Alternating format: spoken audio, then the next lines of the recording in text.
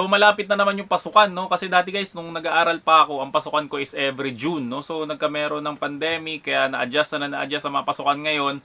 So ang pasukan raw guys is August 22.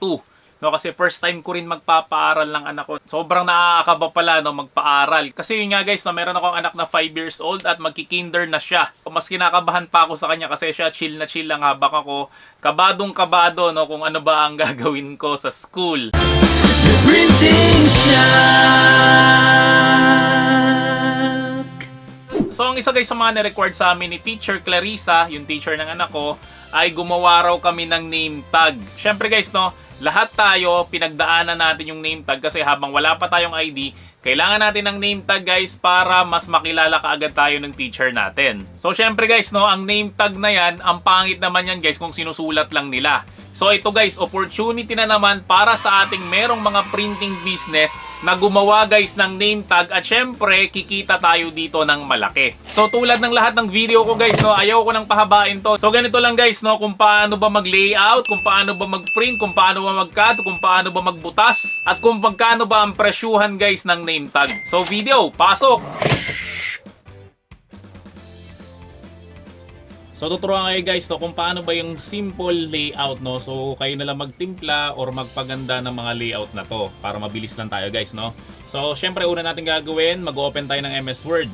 Usually talaga guys, ginagawa ko to sa Photoshop eh. Pero guys no, para mas marami makagawa no, gagawin natin siya sa MS Word para mas madali siya. So ito guys, MS Word no. So ang una natin gagawin is syempre magi-insert tayo. Insert tayo ng shapes. So mag-insert tayo guys ng rectangle. Yan, tapos ang size guys ng name tag talaga na ginagawa ko is 6 by 2 inches. Pero meron raw mga sections, syempre teacher. So ang gagawin natin guys, mag-a-adjust tayo. Gawin natin guys ay 3 by 6 inches.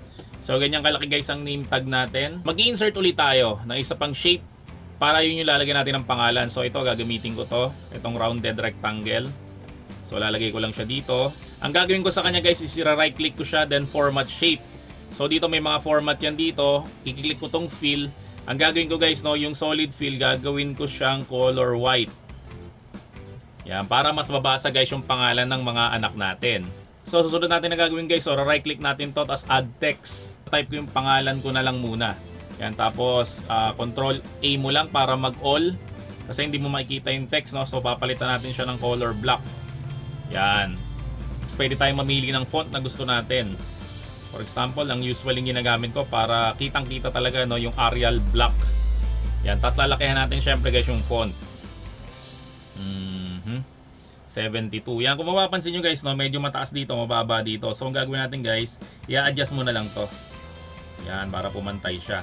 So ang gagawin natin guys no, i-adjust na lang natin siya. So dito guys sa may ilalim no, lalagyan ulit natin siya ng shape no. So ganun ulit yung pipiliin ko, yung rounded na rectangle. So lalagay ko siya dito. Yan. Gusto ko guys yellow siya. Tapos dito ko guys ilalagay yung section, yung room, saka yung pangalan ng teacher ko. Ganun ulit gagawin ko guys. So right click ko lang, then add text. Siyempre tatype ko yung section ko. Halimbawa, yung section ko nung grade 1 ako, Juan del Pilar. Kung ang color guys ng background natin is yellow, no? So ang pinaka-contrast talaga niyan is color blue. Okay, no? So tingnan nyo lang guys yung color wheel. Tingnan nyo to ha. Yan. So ito guys yung tinatawag na color wheel, no? So kapag yellow yung background mo, ang contrast yan guys is yung blue, ano kaya violet, no? So para makita guys yung kulay blue, kailangan yung background mo is yellow. So ganyan rin yan, no? Halimbawa, yung red naman, ang contrast yan guys is green. So ang gagawin ko na color ng text is blue. So tingnan nyo guys ha, gagawin ko siyang blue. Yan, kung mapapansin nyo guys no, matingkad na yung blue kasi nga background niya yellow. Okay, so palitan ko lang ulit to ng text. Gawin natin na Arial black. So lagyan natin ng divider para hindi malito yung ating mga magbabasa. So ang ginagawa ko guys sa divider, ito, yung nasa ilalim ng backspace. Yan, tapos syempre yung room number ko, sabihin natin room 101. Tapos spacer ulit. Ang teacher ko, naalala ko yung teacher ko nung grade 1 is si Miss Tabile. Tapos i-highlight lang natin silang lahat. Tapos syempre igigitna natin sila.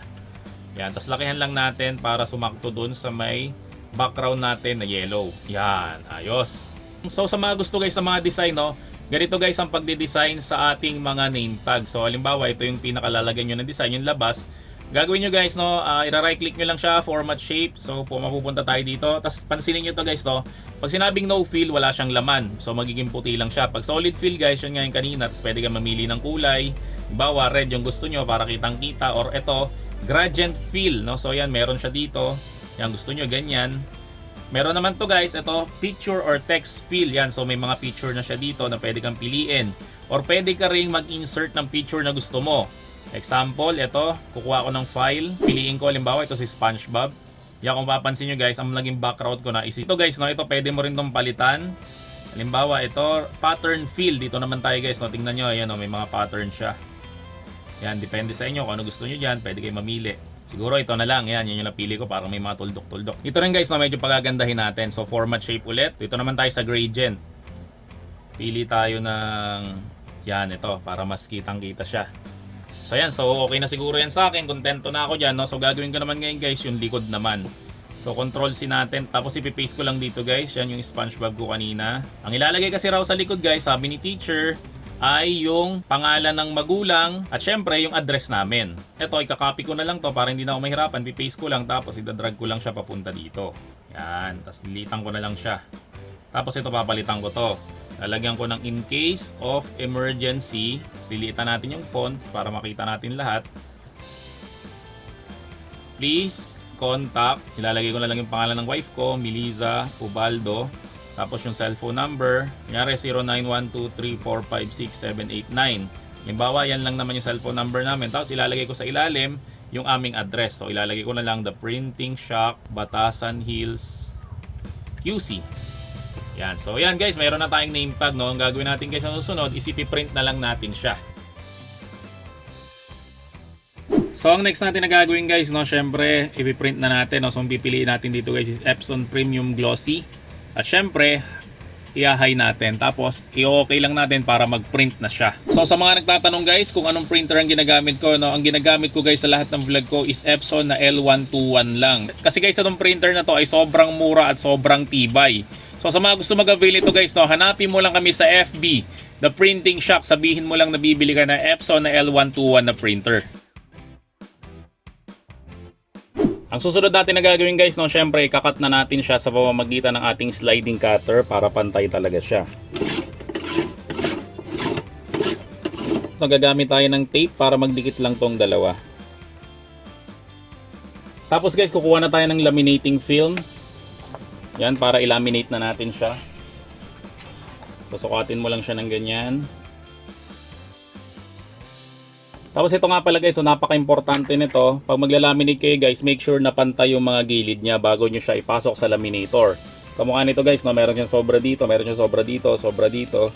So gagawin natin guys, no, ikakat muna natin siya nitong sliding cutter natin, no, para maging pantay-pantay yung mga gilid niya. Tapos dito guys, lagyan nyo siya ng allowance kasi dito natin bubutasin yan ng warrior puncher mamaya, okay? So ikat lang natin siya guys.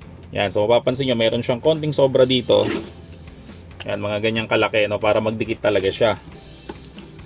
Dito rin guys sa taas. So tansya-tansyahin nyo na lang gilid at sa may baba.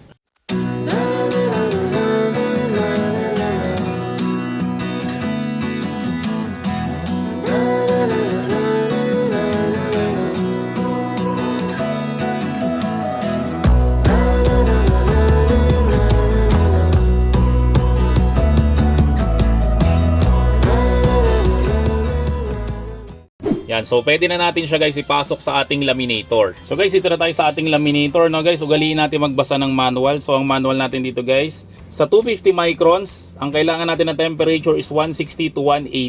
Pag expert ka na guys, maganda alisin mo na lang to. Itong takip na to. Ngayon kung hindi ka na expert, ilagay mo lang siya dyan, no. Lalong-lalo na guys kung may mga bata sa inyo, huwag nyo itong aalisin. Pero kung wala naman mga bata, ginagawa namin guys, inaalis na lang namin to. So gagawin natin guys, hot, forward, run.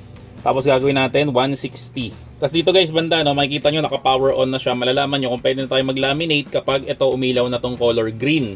Ibig sabihin nun guys, ready na siya. So hintayin lang natin guys. A few moments later. So papansin nyo guys, no, umilaw na yung color green niya dito. So pwede na natin tong isalang. Guys, siya nga pala, no, pag pansin nyo naipit yung nilalaminate nyo, pwede nyo siyang i-reverse ito. So iluluwa niya tong nilalaminate nyo, no, para hindi na lalong umipit doon sa laminator natin na nagiging cause para masira tong laminator. Yan, kung makikita nyo guys, diluwa lang siya ng laminator, no? Tapos ito guys, oh, pansinin nyo to. Pag na-laminate na guys yung nilalaminate natin, mapapansin nyo, clear na siya. Pero pansinin nyo to guys, malabo pa rin. Ibig sabihin guys, hindi pa to na-laminate, no? So make sure ganito na yung itsura niya para sure na na-laminate nyo na talaga to. Okay, so isa lang ulit natin siya sa loob. Yan, so para sure nakapit, ang gagawin natin guys, ilalaminate rin natin yung likod.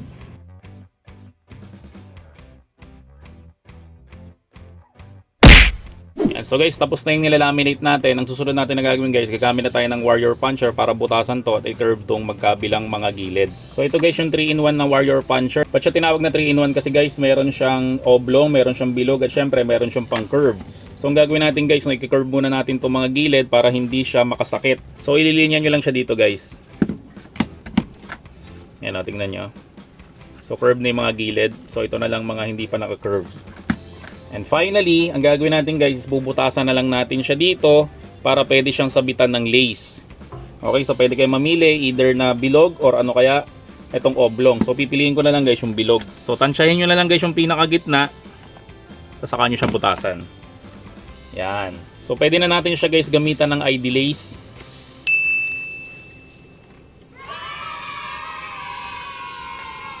Ayos. Ang presyohan nito guys ng isang ganito is 50 pesos, no? Ang puhunan siguro nito mga 10 pesos lang, no? So tutubo ka dito ng 40 pesos bawat isang name tag na magpapagawa sa iyo. So ang isa pa guys sa pwede mo maging extra income dito, no, is magbenta ka na rin ng lace, no? Kasi nagbenta ka na rin naman ng name tag, magbenta ka na rin itong lace, no? Dati guys, no, tumingin ako sa Divisory, ang puhunan nito 3 piso lang eh. Yung mas manipis lang dito. Tapos binibenta ko siya ng 20 pesos. So malaki guys ang tutubuin mo, no, kapag nakabenta ka nitong name tag at syempre nitong lace. So guys, kung nagustuhan mo naman ng video na to, no, huwag mo naman kakalimutan mag-subscribe sa channel ko. Syempre, i-like mo na rin ang video na to at i-turn on mo na rin yung notification bell para lagi kang updated sa mga bago kong gawa ng mga video na mapapakinabangan mo sa printing business mo. At syempre, kung may mga tanong ka, question, suggestion, no, huwag ka mahihiya guys na mag-comment down dyan sa may comment section, no, kasi guys, masipag akong sumagot ng mga tanong. Kahit na paulit-ulit yung mga tanong nyo, paulit-ulit kong sinasagot yan. Lagi kong sinasabi guys, no, top 1 na tayo sa YouTube sa pinakamaraming subscriber sa Pilipinas about sa printing topic. So kung meron ka mga products o services na gusto mong feature dito sa vlog ko, no, email mo lang kami theprintingshock@gmail.com at sabihin mo lang guys, no, kung paano tayo parehong may kinabang. At lastly guys, no, kung natuwa ka sa mga video ko at gusto mo kami suportahan, guys, lahat ng video ko meron yan nakalagay sa may ilalim na join button. I-click mo lang yun. Pag kinlik mo yan guys, magbabayad ka lang ng 25 pesos na sobrang mura lang guys, no, kumpara sa matututunan mo dito sa my channel ko. So yun lang guys, no, see you on my next video at bye bye. The Printing Shop, ayos na sulit pa. The Printing Shop, ayos na sulit pa.